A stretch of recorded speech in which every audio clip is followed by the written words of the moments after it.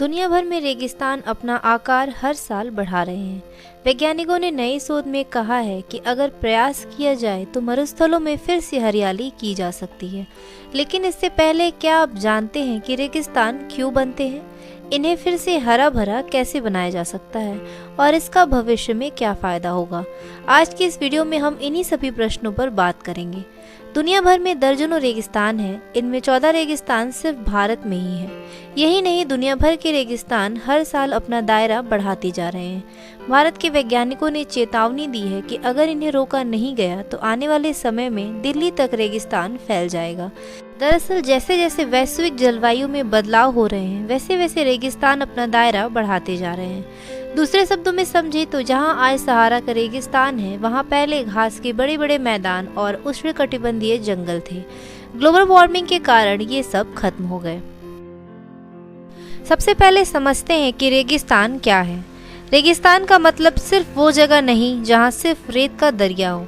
जिन जगहों पर सिर्फ चट्टानी क्षेत्र हो और हरियाली बिल्कुल ना हो या कहीं कहीं कांटेदार पेड़ पौधे हों, उन्हें भी रेगिस्तान माना जाता है। वैज्ञानिकों के मुताबिक रेगिस्तान ग्लोबल एयर सर्कुलेशन पैटर्न में गड़बड़ी के कारण बनते हैं।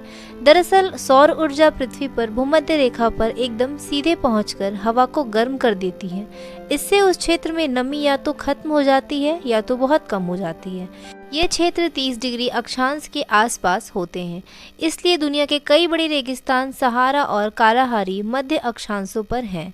वैज्ञानिकों का मानना है कि ग्लोबल वार्मिंग के चलते रेगिस्तानों का दायरा बढ़ रहा है। गोबी रेगिस्तान हर साल करीब 6000 वर्ग किलोमीटर बढ़ रहा है।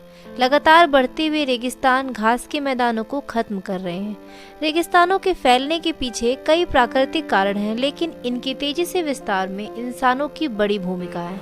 पेड़ों की अंधाधुंध कटाई बारिश को प्रभावित कर रही है, जिससे उपजाऊ जमीन बंजर हो रही है, जिससे सूखे की घटनाएं बढ़ती जा रही हैं। वैज्ञानिकों के मुताबिक अगर लोग और सरकारें प्रयास करें तो रेगिस्तानों में हरियाली कर आबाद किया जा सकता है। प्लांटेशन के जरिए पौधे लगाकर बारिश की कमी कृत्रिम वर्षा से की जानी चाहिए। मक्का के अल बायदा प्रोजेक्ट के जरिए ऐसा किया गया है। यहाँ रेगिस्तानी खेती के जानकारों ने बंजर मिट्टी में मूसलाधार बारिश करा के दोबारा खेती योग्य बनाया है।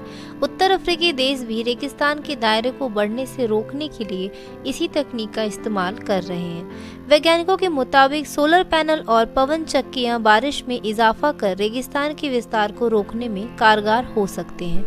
असल में सोलर पैनल की काली सतह हवा को गर्म करती है, जो वायुमंडल में ऊपर की ओर चली जाती है। हजारों पवन चक्कियां भी घूमकर हवा को ऊपर की ओर फेंक देते हैं। जब हवा ऊंचाई पर पहुंचती है तो ठंड होकर बारिश कराती है। इस तकनीक से रेगिस्तान में बारिश और हरियाली में इजाफा किया जा सकता है। तो अगर हम भी रेगिस्तानों को बढ़ने से रोकना चाहते हैं तो पेड़ों की कटाई और ग्लोबल वार्मिंग को बढ़ने से रोकना होगा। नहीं तो भविष्य में एक समय ऐसा आएगा जब उपजाऊ धरती रेगिस्तान में बदल चुकी होगी और तब हमारे पास सिवाय अफसोस के और कुछ भी नहीं होगा। वीडियो पसंद आई हो तो लाइक एंड सब्सक्राइब करना ना भूलें। ऐसी और नॉलेजेबल वीडियोस के लिए चैनल पर बने रहें।